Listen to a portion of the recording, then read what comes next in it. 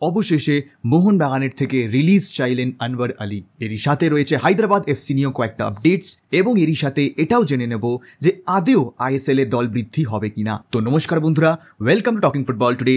আশা করবো তোমাদের এই ভিডিওটা ভালো লাগবে।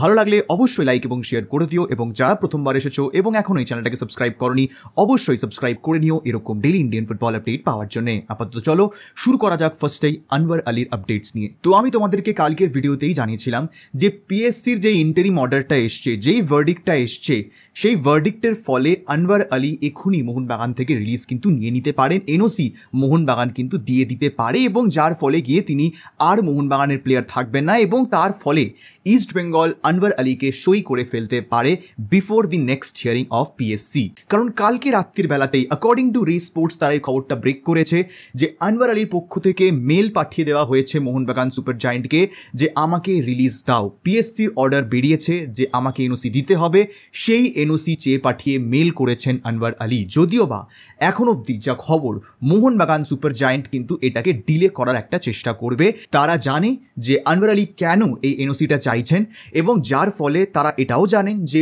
আগামী এক সপ্তাহের মধ্যে আরও একটা পিএসসির হিয়ারিং রয়েছে যেখানে অ্যাকচুয়ালি এই কম্পেনসেশন বা এইসব ট্রান্সফার ব্যান, স্পোর্টিং স্যাংশনস এগুলো নিয়ে আলোচনা করা হবে এবং এখানে একমাত্র লেভারেজ যেটা মোহনবাগানের কাছে রয়েছে সেটা হচ্ছে এনওসি। এবার সেই এনওসি যদি এই চূড়ান্ত সিদ্ধান্তের আগেই মোহনবাগান দিয়ে দেয় আনওয়ার আলীকে, তাহলে সেই লেভারেজটা কিন্তু মোহনবাগান সুপার জায়েন্টের কাছে আর থাকবে না। They will have their own grounds, যে গ্রাউন্ডসের বেসিসে তারা কম্পেনসেশনস চাইবে, স্পোর্টিং স্যাংশনস চাইবে। বাট একবার হাত থেকে এনওসি বেরিয়ে গেলে কিন্তু অনেকটা খেলা আনওয়ার আলীর দিকে ঘুরে গেলেও ঘুরে যেতে পারে। যেই কারণে পিএসসির দেওয়া যেই ভার্ডিক্ট, সেই ভার্ডিক্টের ওপর একটা স্টে অর্ডার মোহনবাগান কিন্তু দিতে চাইছে এবং তারা চেষ্টা করছে যাতে এটাকে ডিলে করে অ্যাটলিস্ট এক সপ্তাহর মতন পেছনো যায়, যাতে যেদিনকে ফাইনাল হিয়ারিং হবে সেদিনকেও যেন মোহনবাগানের কাছে এই পাওয়ারটা থাকে এনওসি দেওয়ার বা না দেওয়ার ক্ষেত্রে। বিকজ কম্পেনসেশন যদি ঠিক মতো না পাওয়া যায় তাহলে মোহনবাগান কিন্তু হায়ার কোর্টে আপিল করবে এবং যেটা আমি আগেও আলোচনা করছিলাম কালকের ভিডিওতে যে আনওয়ার আলী চাইলে একবার এনওসি পেয়ে গেলে যে কোনো ক্লাবে সই করে ফেলতে পারে। পিএসসি সেই জায়গাটা কিন্তু করে দিয়েছে আনওয়ার আলীর জন্য, যেই কারণে তিনি ব্যাক টু দিল্লি এফসি যেতে চাইছেন, দিল্লি এফসি রেজিস্টার্ড প্লেয়ার হতে চাইছেন এবং সেখান থেকে পরবর্তী যেই ক্লাবে তার সাইন করার কথা সেখানে হয়তো তিনি সাইন করতে পারেন। তবে মোহনবাগান সূত্রে এখনো যেটা বললাম যে এই এনওসি এক্ষুনি দেওয়া হবে কিনা সেটার কিন্তু কোনো রকমের গ্যারেন্টি নেই। সেই ক্ষেত্রে এটাকে ডিলে করে এক সপ্তাহ পেছনে যেতে পারে কিনা সেই চেষ্টা হয়তো মোহনবাগান করতে পারে। বাট আমাদের সেই দিকে কিন্তু নজর থাকবে, দেখতে হবে যে এই নতুন ডেভেলপমেন্টটা কোন দিকে এগোয়, আনওয়ার আলী মোহনবাগানের থেকে এনওসি পান কিনা এবং পেলে সেটা কতদিনের মধ্যে পান। তো এই হচ্ছে মোটামুটি আনওয়ার আলীকে নিয়ে লেটেস্ট আপডেট। অবশ্যই ভাবে তোমরা তোমাদের মতামত জানাতে কিন্তু একদম ভুলবে না। যদি চলে আসি এবার আমরা আজকের পরবর্তী আপডেটে এবং সেটা হচ্ছে হায়দ্রাবাদ এফসিকে নিয়ে। তো অনেকদিন ধরেই তোমরা হায়দ্রাবাদ নিয়ে কিন্তু কোয়েশ্চেন্স করছো, তোমরা জানতে চাইছো যে হায়দ্রাবাদের কি অবস্থা, আদেও তাদের প্লেয়ার্সরা অন্য ক্লাবে সাইন করতে পারবেন কিনা, ক্লাবটা আদেও থাকবে কিনা। তো সেই ক্ষেত্রে এই মুহূর্তে যে আপডেটস বেরিয়ে আসছে, অলরেডি ডুরান্ট থেকে হায়দ্রাবাদ তাদের নিজেদের নাম কিন্তু তুলে নিয়েছে। তারা বলেছে যে তাদের কাছে উপযুক্ত প্লেয়ার নেই এই টুর্নামেন্টটা খেলার মতন। একটা টুর্নামেন্ট খেলতে গেলে অ্যাটলিস্ট 18 জনের একটা স্কোয়াড তৈরি রাখতে হয় যে কোনো দলকে, সেই স্কোয়াড কিন্তু হায়দ্রাবাদের নেই। এই মুহূর্তে দাঁড়িয়ে হায়দ্রাবাদের মাত্র 12 জন প্লেয়ার অ্যাভেলেবেল রয়েছে, যার মধ্যে তো 2টো গোলকিপার। তো এই দিক দিয়ে দেখতে গেলে কিন্তু হায়দ্রাবাদের কাছে স্কোয়াড নেই এবং যার ফলে ডুরান্ডে তারা দল নামাতে পারছে না এবং তারা ডুরান্ড থেকে পুল আউট করে ফেলেছে। এবার প্রশ্ন ছিল যে যেই ক্লাবটা ডুরান্ডি খেলতে পারছে না তাহলে সেই ক্লাবটা আইএসএল খেলবে কিভাবে। এবার এখানেই কিন্তু প্রশ্ন যে সম্ভবত হয়তো একটা ডেডলাইন হায়দ্রাবাদ এফসিকে দিয়ে দেওয়া হয়েছে।